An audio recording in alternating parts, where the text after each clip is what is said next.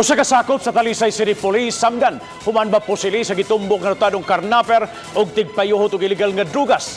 Kinang gitutukan ni Luan Mirondina. Nagpaalim pa karon sa Tambalanan si PO1 J. Lord Joseph Tapping human mahiagom og samad pinusilan sa dughan. Mato ni Superintendent Marlo Conag, hepe sa Talisay City Police, nga nagpahigayon ang kapulisan og simultaneous anti-drug operations sa manangados tabunok kaganihang kadlawon. Si PO1 Tapping ug laing upat ka mga kauban ang gitahasan sa pagpahigayon og casing and surveillance batok sa mga gitumbok nga karnaper ug tigpayuhot og gidiling drogas nga sila si Rolando Valdez, usa ka na ilang Alvin ug usa ka alias Dugyot. Actually, yung si Alvin, kung taga-Mananga ka, kilala yan, noted yan doon. Sa area na yon, kasi maliit pa yan siya, talagang sakit ng ulo na yan dyan sa lugar. And then, labas-pasok na rin yan sa kulungan. Matod ni Conag, medyo bantang ang gibarugan ni PO1 Tapping. Hinungdan nga daling nabantayan sa mga suspitsado ang presensya sa mga pulis.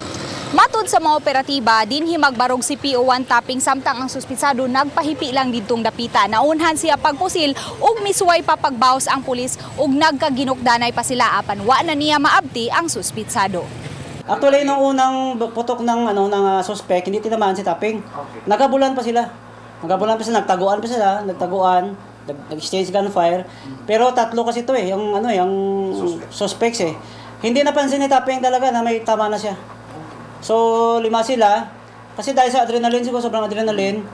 Nung huli nakita niya na dugo na siya, tinakbo na siya ng kasama niya sa ospital. Mihimo og follow-up operation ang Talisay City Police batok sa tulo ka mga suspitsado apan nakabiya na sila sa dapit.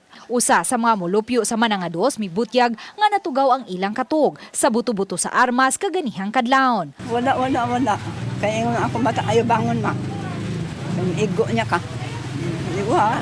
Ang usa sa mga suspitsado nga si Valdez nadakpa na sa Talisay City Police niadtong Oktubre 18 tungod sa paghupot og armas nga way lisensya apan nakapiyansa siya niadtong higayuna. Samtang gipaubos karon sa investigasyon kining tulo ka mga menor de edad ug usa ka hamtong human gikatahong didto midagan ang usa sa mga suspitsado sa ilang balay ug gikatahong nakuhaan og mga pinakete sa gituhuang shabu.